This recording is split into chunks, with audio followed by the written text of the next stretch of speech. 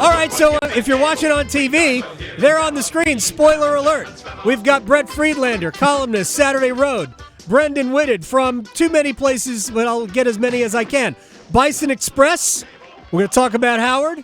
And, of course, Swarm and Sting. The big news is Michael Jordan possibly going to sell his majority stake in the Hornets. As a Hornets fan, Brenden, it's a good day, isn't it? Not for me, honestly, no. And I you liked the state of the franchise? No, but I mean, I think that they were moving in the correct direction. Look, the last few years, they just haven't been able to stay healthy. And I don't attribute that to Michael Jordan and like that. Like LaMelo Ball's been injured, Gordon Hayward's been injured, Rozier's been stuck. Like the main stalwarts of that team have missed significant periods of time. And so I don't chalk that up to Michael Jordan. They haven't even been that bad in the first round. The book night drafting aside, they've been pretty good. You look at Mark Williams, who looks like he's going to be a legitimate player. And just from a larger perspective, Michael Jordan is, he's arguably the best basketball player that the world has ever seen. And the fact that he was able to be he's the only black majority owner. If I had a bell, I would ding it right now. To me, that's the big loss. Yeah, absolutely. Because he's also Michael Jordan, right? Like the NBA could have him as an example of, hey, you were the best player in this league's history, and now you are an owner of an NBA franchise. So not only for diversity's sake, but also for the sake of actually it'd be like Gretzky owning an NHL team or any of that stuff. Mario Lemieux owned the Penguins for a while. Brett, do you your thoughts on Jordan getting out of the ownership game? He's going to retain a minority stake, it seems, but Brett, your thought on that? Here's what I say. If they get the right ping pong ball and get the number 1 draft and Victor, the French guy, ends up on the team, it doesn't matter who the owner is. That's a very good point. Talent does win. The owners, even Dan Gilbert was a good owner the second time, not the first time, the second time when they got LeBron James. Jordan has not been, just the numbers say the team has not been successful as Jordan, was in ownership, in majority ownership. Just like Washington has not been successful with Dan Snyder as the owner of that franchise. And I think the Washington Commandos fan base is way happier than the Charlotte Hornets fan base. Brett, you spent some time up there. What do you think they're going through today? Oh, I remember the day when there was a waiting list to get tickets for what was then called the Redskins. Yep. And now it's just a mess. So yes, I would say a change of ownership is badly needed there, and a change of team name is badly needed there too, because Commandos is horrible. It's a terrible name. They were better off with the Washington football team. All right, Brenden, I know I am going to get to Howard. I promise you we'll get to Howard before we're out of here. But I want to actually make you squirm a little bit. This Duke team is pretty interesting, isn't it?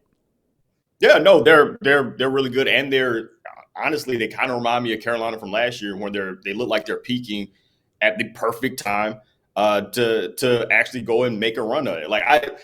I'm not one of those people that's like, oh yeah, go ACC once UNC's out of it. I'm never going to be that person. I don't trust those people at all. But it'll be at least interesting watching this team play, who came in as super hyped. It's like when they first started out the regular season, and then in the conference play, it was like, okay, all right, nothing major. And that they've gotten players back healthy, and now they look like the team that they were purported to be. And this is the sort of team that gets high at the right time. We all know that March Madness isn't necessarily the best team all year. It's the best team in March. Yeah, they could absolutely make a run. Brett Friedlander from Saturday Road, ACC columnist. I asked the question this way. How has this Duke team, in your eyes, changed in the way you look at them in the last, say, 6 weeks? Two things. First of all, they've gotten healthy. They have only lost one game this season in which they have had all their scholarship players available together. The other thing is the growth. You look at Derek Lively II. He has become a true rim protector who's now adding an offensive element to his game. He's the guy who's now living up to all the hype that when he first arrived. He's now starting to play that way after missing the entire preseason. Tyrese Proctor, should be in high school now, but he's become a confident, legitimate college point guard. And then you add Dariq Whitehead shooting the way he did yesterday. I mean, the first half, Shire's running out of bounds play for the guy. And to me, that really said a lot because, now he trusts him. And when you keep adding elements like that, I don't think they've reached their ceiling yet. And that to me makes them an even more dangerous team than everybody's giving them credit for. At the beginning of the year, I watched Duke and went, how are they going to score? They can't turn their there's nobody on the team that can beat their man off the dribble and then create havoc for a defense, which creates opportunities for other people. So I thought John Shire's just going to have to call play after play after play, and I think they're still doing that. But what I didn't believe was possible is possible, and it's happening, is that their defense is incredible. A lot of that is lively at the rim, but it's also the pressure that Proctor puts on the ball. Roach is pretty good. I don't think he's quite at Proctor's level in defending, but he's good. And Mark Mitchell gives them somebody who can help off of his guy and can guard basically anybody. Their defense is next level. And John noticed that at the beginning. I mean, when he assembled that team, the first thing he did, and he spent most of the preseason working on defense because he knew that was probably going to be after what they had to hang their hat on. And their best offensive play is still throw the ball at the rim and one of those big guys go get it and dunk. But I mean, they've added another element though. I mean, Proctor has become much more assertive. They still kind of need a guy who could attack off the wing. Maybe Whitehead continues to give them that. But I also love, by the way, the bracket that they have because I think that they're an absolute horrific matchup for Zach Edey and Purdue. So, tomorrow, I saw Tennessee. I've seen them. I just don't know that they've even got the offense, even without Duke's defense, to score enough to win that game. But I just really love the way they're playing and think they've got a real shot at getting to Houston. It's amazing. I would have never, ever, ever thought that 6 weeks ago. One thing about North Carolina, and I'll start with you, Brenden.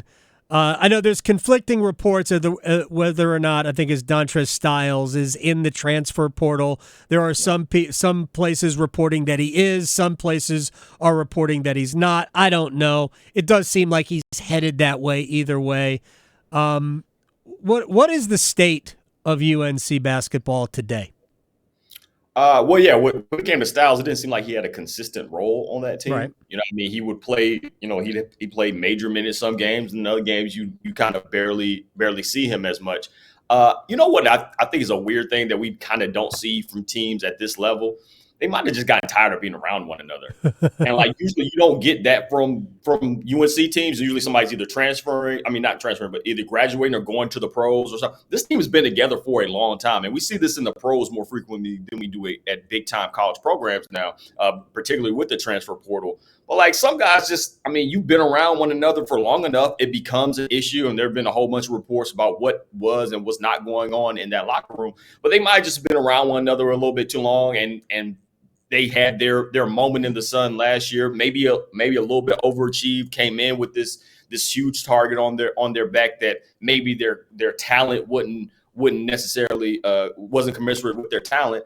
And so they became this huge disappointment. Whereas if they had finished the season kind of where we thought last year that they would have, barely making the NCAA tournament and an early loss, them not making the tournament this year wouldn't be as big of a deal. They were preseason number one because they had all these people coming back, with the exception of Manic.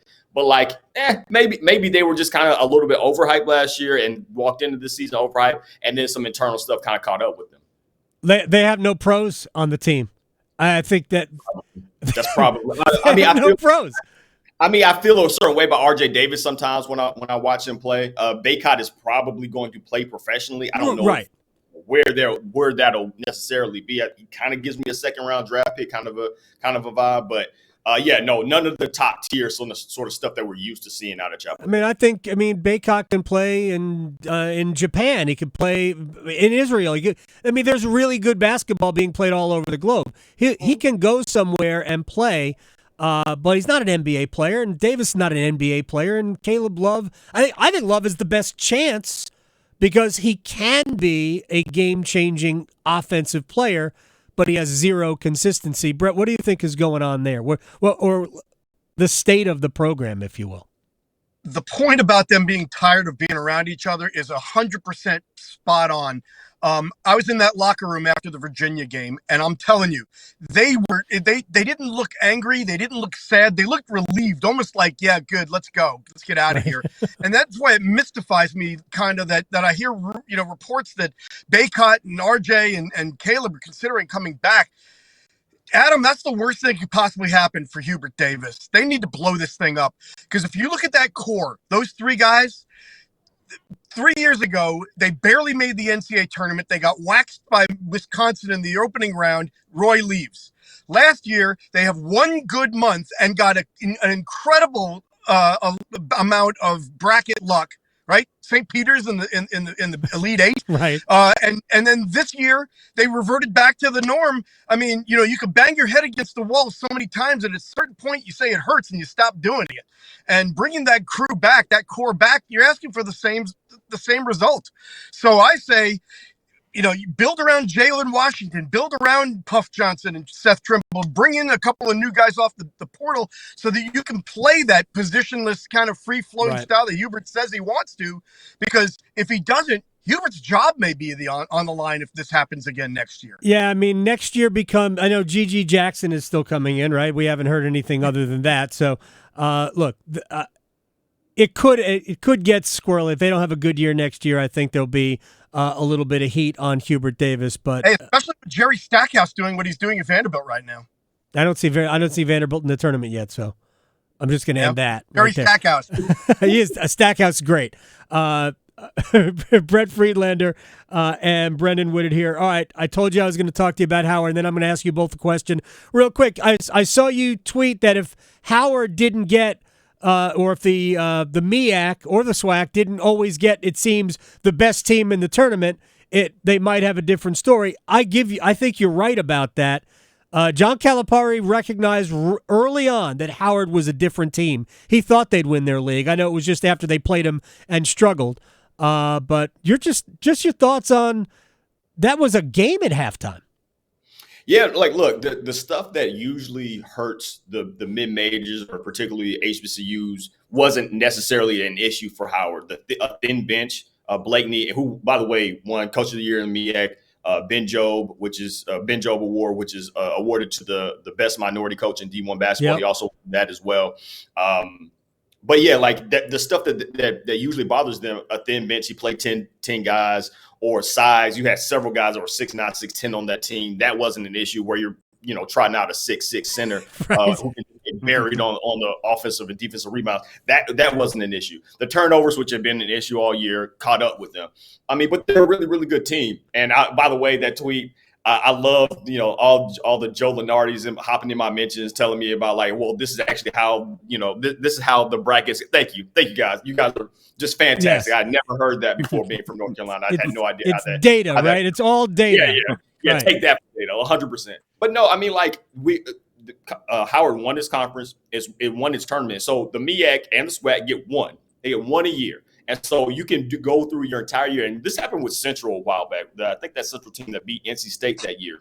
Uh-huh. They were good all year long. They'd be out of conference team. And then they lost in the final or semifinal of the MEAC tournament. And they ended up going to the NIT. They made a little bit of a run there. But regardless of how good your season is and who you play out of conference and how much success you have, they're only going to get one. And if you're having to beat a team that a lot of people are thinking is going to repeat in Kansas, if you got to beat them every single damn time, yeah, you're going to lose most of the time. But then when you see, I think Hampton was a 14 seed when they beat Iowa State. Norfolk State was a 15 seed when they won. If you don't have to go against the absolute upper echelon, if they were firm, if they were playing in Virginia, I'm not going to sit up in here and say that Howard couldn't have made a legitimate run to beat them. No, they're not going to beat Kansas. I'm not sure anybody's going to beat Kansas. But if you keep putting HBCUs in this kind of pigeonhole and then being like, oh, yeah, you don't have success. Yeah, that's why you're having to play the eventual champions. It happened with the MEAC women last year when the Howard women had to play USC, South Carolina, in the first round after beating Incarnate Word. It's like, damn, like this is